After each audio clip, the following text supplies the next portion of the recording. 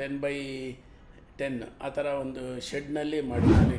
Engineering ಓದುವಾಗಲೂ ಆ ಕೆಲಸ ಮಾಡಿದ್ದೀನಿ. ನನಗೆ ಈಗಲೂ ಹೋಟ್ಲವ್ರಿಗೆ ಕೊಡೋಲ್ಲ ಅನ್ನೋ ಒಂದು ಸಿಚುವೇಶನ್ ಬಂದಿತ್ತು. 2 ಜನ ನಾವು ಕೆಲಸ ಮಾಡಿದ್ದೀವಿ. ಮುಂದಿನ ದಿನಗಳಲ್ಲಿ ಪ್ಯಾನ್ ಇಂಡಿಯಾ. ಅವಾಗ ಏನಾದರೂ ಈ ಥರ ಕನ್ಸ್ಕೊಂಡಿದ್ರೆ ಇಷ್ಟು ದೊಡ್ಡ ಹೋಟೆಲ್ ಉದ್ಯಮಿ ಆಗ್ತೀನಿ ನಾನು ಅಂತ. ದರ್ಶಿನಿ ಇದೊಂದು ಸಂಸ್ಕೃತಿ, ಅದು ಬೆಳೀತಲ್ಲ, ಹೌದು, ಅದ್ರ ಬಗ್ಗೆ ಸ್ವಲ್ಪ ಹೇಳ್ಬೋದಾ ಸರ್? ಫಸ್ಟು ದರ್ಶಿನಿ ಅಂದರೆ ಈ ಕಾನ್ಸೆಪ್ಟ್ ಬಂದು ನಮ್ಮ ತಂದೆಯವರು ಅಥವಾ ಅವ್ರ ಕಾಲದವ್ರು ಮಾಡಿದ್ರು ಅಂತ ಹೇಳ್ಬೋದು. ನಮ್ಮ ತಂದೆಯವರು ಒಬ್ಬರೇ ಅಂತಲ್ಲ, 1965ರಲ್ಲಿ ನಮ್ಮ ತಂದೆಯವರು ಶಂಕರ್ಪುರದಲ್ಲಿ ಬ್ರಾಹ್ಮಣರ ಕಾಫಿ ಬಾರ್ ಅಂತ ಮಾಡಿದ್ರು. ಅದಕ್ಕಿಂತ ಮುಂಚೆ ರಾಘವೇಂದ್ರ ಪ್ರಸನ್ನ ಅಂತ ಮಾರ್ಕೆಟ್ನಲ್ಲಿ ಮಾಡಿದ್ದಾರೆ. ಅವರು ಕೂಡ ಭಾಳ ಹಿಂದೆನೇ 1940s ಮಾಡಿದ್ದಾರೆ ಅವರೆಲ್ಲ, ಸಿಟಿ ಮಾರ್ಕೆಟ್ನಲ್ಲಿ. ಆಮೇಲೆ ಗುಂಡಪಂತ್ ರಸ್ತೆಯಲ್ಲಿ, ಮತ್ತು ಅದು ಬಿಟ್ಟರೆ ಮಲಬಾರ್ ಲಾಡ್ಜ್ ಅಂತ ಇತ್ತು ಒಂದು ಬಳೆಪೇಟೆಯಲ್ಲಿ, ಅದು ಕೂಡ ಹಳೆಯದು, ಅದು ಸೆಲ್ಫ್ ಸರ್ವಿಸ್ ಇತ್ತು. ಮತ್ತು ಎಮ್ ಟಿ ಆರ್ ಕೂಡ ಭಾಳ ಹಳಬರು, 1924 ಅವರು ಎಸ್ಟಾಬ್ಲಿಷ್ಡು. ಹೀಗಾಗಿ ಆ ಕಾಲದಲ್ಲಿ ಇದು ಸೆಲ್ಫ್ ಸರ್ವಿಸ್ ಅಂತ ಬಂದಿದ್ದು. ಆಮೇಲೆ 1980s 90sಲ್ಲಿ ಹೊಸ ಅದಕ್ಕೆ ಒಂದು ಆಯಾಮ ಬಂತು. ಅವಾಗ ಏನು ಅಂತಂದರೆ ಸೆಲ್ಫ್ ಸರ್ವಿಸ್ ಅಂದರೆ ನಿಂತ್ಕೊಂಡು ತಿನ್ನೋದು ಮಾತ್ರ ಇತ್ತು, ಬಟ್ ಓಪನ್ ಕಿಚನ್ ಕಾನ್ಸೆಪ್ಟ್ ಎಲ್ಲ ಇರಲಿಲ್ಲ. ಈ ಉಪಹಾರ ದರ್ಶಿನಿ ಅನ್ನೋದನ್ನು ಮಿಸ್ಟರ್ ಪ್ರಭಾಕರ್ ಅಂತ ಅವರು ಹೊಸ ಕಾನ್ಸೆಪ್ಟ್ ಕೊಟ್ಟು ಅದಕ್ಕೆ ಎಲ್ಲ ಓಪನ್ ಕಿಚನ್ ಥರ ಮಾಡಿ, ಅದಕ್ಕೊಂದು ಯೂನಿಫಾರ್ಮ್ ಹಾಕ್ಕೊಂಡು ಡ್ರೆಸ್ ಕೋಡಲ್ಲಿ ಸರ್ವ್ ಮಾಡೋದು, ಹೈಜಿನಿಕ್ಕಾಗಿ ಸರ್ವ್ ಮಾಡೋದು, ಮತ್ತು ಮೆನೂನು ಸ್ವಲ್ಪ ಚೇಂಜ್ ಮಾಡೋರು ಅವರು. ಆ ಟೈಮಲ್ಲಿ ಶಾವಿಗೆ ಬಾತ್ ಅಂತೆ, ಮತ್ತು ದೋಸೆಗಳು, ಸೆಲ್ಫ್ ಸರ್ವಿಸಲ್ಲಿ ದೋಸೆ ಸಿಗ್ತಾಯಿರಲಿಲ್ಲ, ಇಡ್ಲಿ ವಡೆ ಬಿಟ್ಟರೆ ಬೇರೆ ಏನು ಸಿಗ್ತಾಯಿರಲಿಲ್ಲ. ದೋಸೆ ಇಂಟ್ರಡ್ಯೂಸ್ ಮಾಡಿದ್ರು, ಮತ್ತು ಬೇರೆ ಬೇರೆ ಥರದ ಐಟಮ್ಗಳು. ಕಾಫಿ ಬೆಂಗಳೂರು ನಾಗಸಂದ್ರ ಸರ್ಕಲ್, ಹೌದು, ನೆಟ್ಕಲಪ್ಪ ಸರ್ಕಲ್. ಕಾಫಿನ ಕಪ್ ಆ್ಯಂಡ್ ಸಾಸರಲ್ಲಿ ₹1 ₹2 ಆ ಕಾಲದಲ್ಲಿ ಉಪಹಾರ ದರ್ಶಿನಿ ಅವರು ಕೊಟ್ಟರು. ಸೊ ಅದು ದರ್ಶಿನಿ ಕಾನ್ಸೆಪ್ಟ್ ಅಲ್ಲಿಂದ ಸ್ಟಾರ್ಟ್ ಆಯಿತು. ಅದನ್ನು ನಾವು ಒಂದು ಸ್ವಲ್ಪ ಹಳೆ ಸ್ಟೈಲಲ್ಲೇ ಇತ್ತು ನಮ್ಮದು, ಗಾಂಧಿ ಬಜಾರ್ನಲ್ಲಿ ಫಸ್ಟ್ ಶುರು ಮಾಡಿದೆ ಆವಾಗ. ಹಾಗಾಗಿ ನಾನು ಅದನ್ನು ನೋಡಿಬಿಟ್ಟು ಆವಾಗ ನಾನು ಡಿಸೈಡ್ ಮಾಡಿದೆ, we have to make changes, otherwise will be lagging behind ಅಂತ ನನಗೆ ಅರ್ಥ ಆಯಿತು.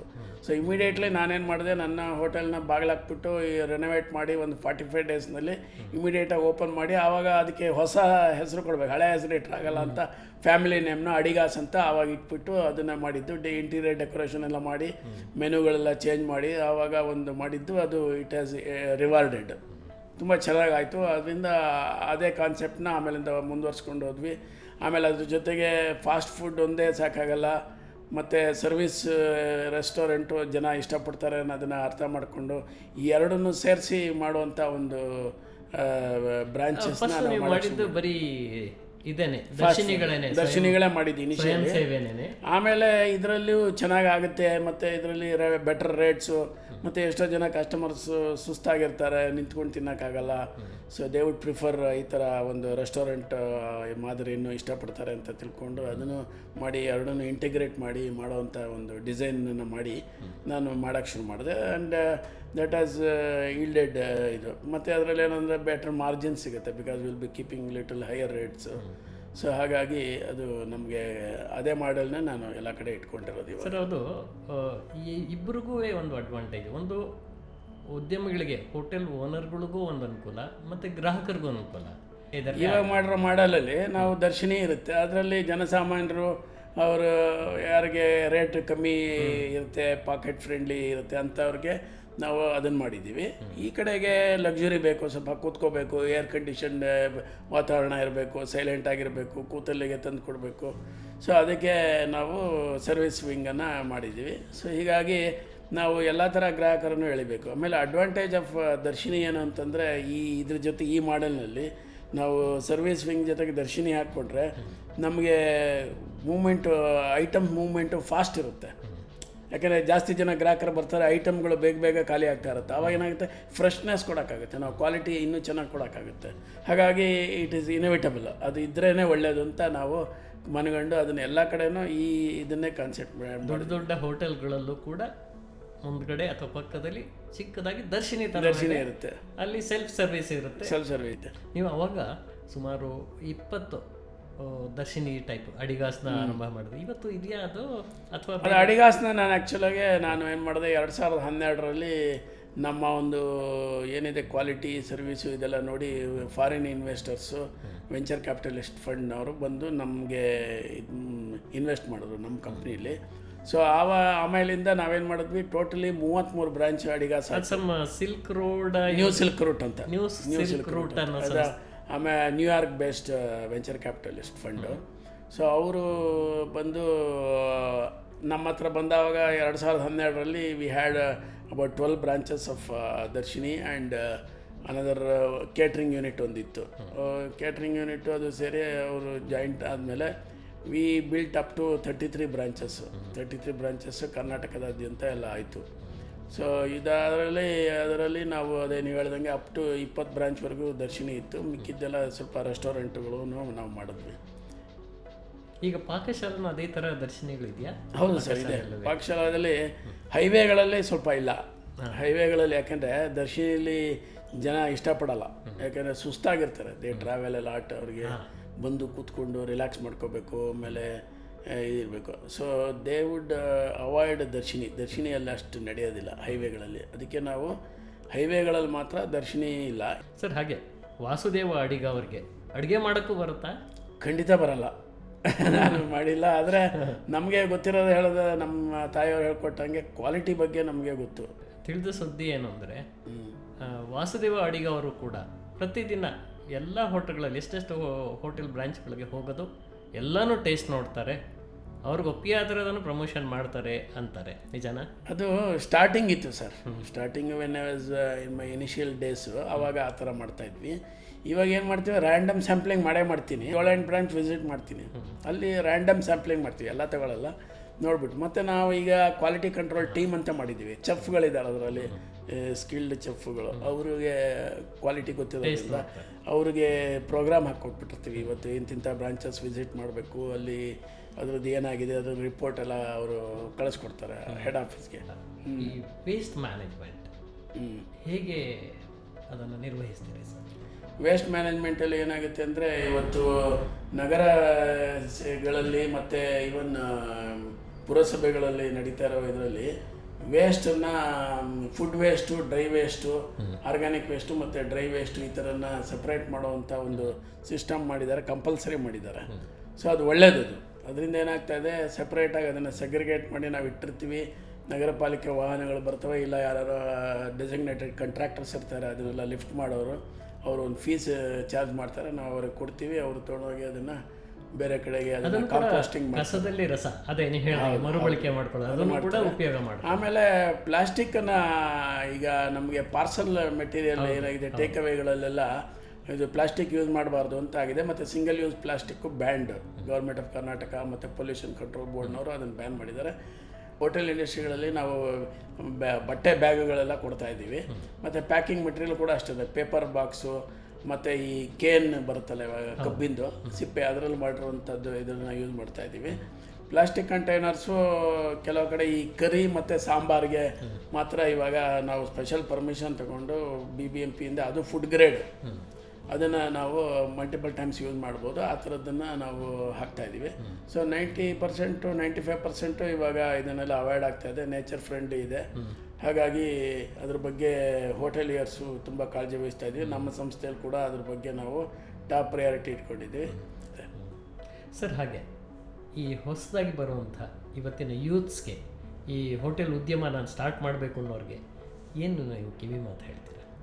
ಏನಿಲ್ಲ, ಇದು ಭಾಳ ಒಳ್ಳೆ ಇಂಡಸ್ಟ್ರಿ. ಇದು ಫುಡ್ ಇಂಡಸ್ಟ್ರಿ, ಎಸ್ಪೆಷಲಿ ರೆಸ್ಟೋರೆಂಟು ಅಥವಾ ಹೋಟೆಲ್ಸು ಮಾಡೋದು ತುಂಬ ಒಳ್ಳೆ. ಹೋಟೆಲ್ಸ್ ಅಂದರೆ ರೂಮ್ಸು ಅದು ಇದು ಬರುತ್ತೆ. ಅದು ಇವತ್ತು ಕ್ರೇವರಿಂಗ್ ಡಿಮ್ಯಾಂಡ್ ಇದೆ ಇಂಡಿಯಾನಲ್ಲಿ.